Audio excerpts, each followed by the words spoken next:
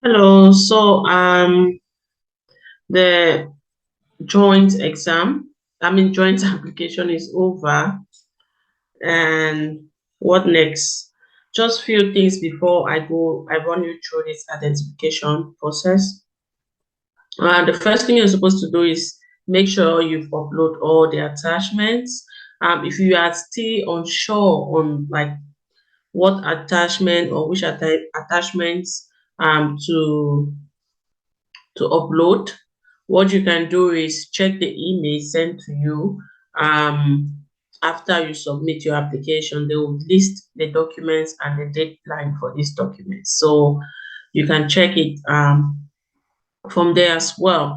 So that's the first thing you should take note of. Make sure you submit all the documents. The deadline is on the 24th of January, which is on Wednesday. Please make sure you submit the documents. Now, the previous years we've been having the joint the entrance exam, and this is the website. I'll leave a link, and it's amazing because you have like there's so much information there, and you just need to click on which. So yeah, I'll be running us through the identification process. But if you still don't know about the content of the exam, you can check here um where they talk about the different sections. But I want to run us through the identification um, process. Yeah, they just talk about the identification documents that you have to use, which is your passport if you're not from the EU or EEA area. But now I want to talk about us from like international students that are not from Europe. So they have this pre-identification. That's before the exam. There are some things you should do, and the first should be that you should conduct a pre-identification in the Kando and ID mobile application. So there's an application that you need to um, download in your phone, and you pre-identify yourself. And the deadline for this pre-identification is 14th of March 2024. So you have to take note, and an email will be sent to you only once. So you have to make sure that you have space in your inbox. So also check your spam if you don't receive an email about this pre-identification. And there are other options. Another option to conduct pre-identification within the time limit indicated above is through the following link. So if you click here, it will take you to this link, and the page will be activated when the pre-identification begins. So when logging in, please submit the same passport, identity card number, and the PIN code.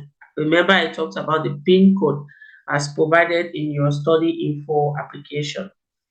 I'm sorry about my voice. I think I'm a bit slow. I'm not feeling too well. I have flu. That's why. So you can either do the download this application in your mobile phone, or you can use this link to log in and identify yourself with the passport or ID card number that you use, and also the PIN. Now on the exam day, how do you identify yourself?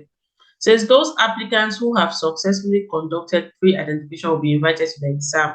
On the exam day, you have to identify yourself again while logging in. So this is very important. It means if you don't conduct this pre-identification exercise, you will not be invited for the exam. So now we're not just talking about I submit my application form, attachments. No, this is very important. So if you don't do this before the deadline in March, you won't be invited for this entrance exam. So these are the things that you need. You need your passport or your EU or EEA identity card for those that are from this area. And those of us who are not from this area, you need a mobile phone on which you have downloaded this Kando ID mobile application. So you need it. It should be available in App Store or Google Play. So you make sure you have the latest version as well. that is installed on your phone. So for the identification process, you have to submit the following information, which I think obviously this is one of the attachment, a copy of your passport or ID card as attached to the application form by the 24th of January. Now, how do you complete the pre-identification on the 11th to the 14th of March 2024? So these are the instructions. Please, I'll leave a link. I can't go through all this. I'm just here to guide you and show you where you can get information. Make use of this information. You need to download this application. That's the first thing. You installed it.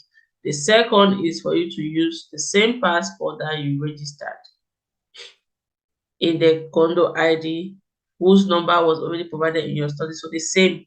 And then you have to take a picture of your passport or your ID card. So the application verifies that the number of your passport or ID card matches with the one that you use in study info. So you have to attempt in this phase. So you can, if you try and you're like, oh, I forgot, so you have to attempt. So after that, you can't try again. Now, for those of you using a biometric passport, so you have to read the information from the chip of your passport or your ID card. If you don't have, you can proceed with the other verification. So now, the last thing, or not the last, the next thing you're supposed to do is to take a selfie. So the application verifies that the person in the selfie matches the facial image from the passport or identity card. You also have three attempts in this phase. So if your selfie is not well taken and it doesn't correspond, it can be taken again about 3 times. So the condo ID will inform you that the identification has been successful. So make sure to return to the browser and wait patiently until you are redirected to the international US exam info page. I'll advise my people, make sure you're aware when you have good network connection and there's no, like, if you're depending on the electricity, make sure that everything is well set before you start this pre-identification process. So if you still have time, you can just explore the condo guide. So the link will be updated later. I think some of you are like, where is the link? It will be updated later where you can find detailed instruction. So another thing is, if you have a phone that doesn't have this NFC support, the pre-identification may be different, and they will ask you to do this. So say in the condo ID mobile application, you have a maximum of 3 attempts to take a picture of your passport and 3 attempts to take a selfie. If you cannot verify identity within these 3 attempts, the pre-identification cannot be completed and you cannot proceed with the international UX exam selection process. I'm reading this to you, like I've read this and I'm still going through this and it's giving me a headache. So I can only imagine how frustrated some of us are. But the earlier you start, consuming this information, the better for you. You get used to some of the things. Now, on that exam day is very important as well. They are monitoring you. I think at the beginning of this entrance exam, just right now, you'll be monitored. Okay, and they're using this system, um, which is a portering software. They are using it to ensure that you are alone, like they are seeing you. That's what it means by monitoring you. They are seeing you, they are monitoring you, they can see what's going on. So you can't even wake up that you want to go to the bathroom. You can't go anywhere. When you sit, you have to finish the exam before you leave. Before you can leave. So it means they are seeing you, they are seeing everything. So if someone is behind you, giving you information, they can see. If someone is writing for you, they will see it. So be aware. Um, so it is automatic. So at the moment you click start, when the exam starts, they will be monitoring you right up to the end of the exam. All right. So it is a store webcam image, like, so it stores webcam images and sound. So you can say, oh, they will not see the person's face, the person is hiding someone and talking to me. They will still get this information. So after logging in, before your personal exam starts, time, you must enable your computer's microphone and camera. So make sure you use a computer that has both camera and microphone. So you'll be able to see this SMOW monitoring block. So you could see it, the activity. And please see the image below. Do not leave the monitoring block for a moment during the exam. So don't try to block it. So this means that your face must remain visible throughout the exam. And you cannot, for example, go to the bathroom. I already mentioned that you can't go to the bathroom. So as you can see here, you see the activity in process, monitoring active. So you will see it there. Okay. Now you also have to download this on your computer. Ah, you know it's was study for Finland this time. Oh.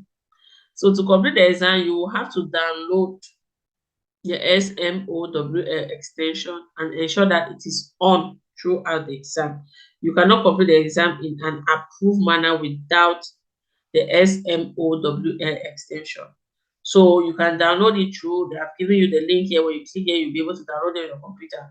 Please take a look at the specific hardware and network requirements here. So you can also click there. So guidelines for exam completion with this monitoring software is that you make sure you complete the exam in a quiet environment without other people present.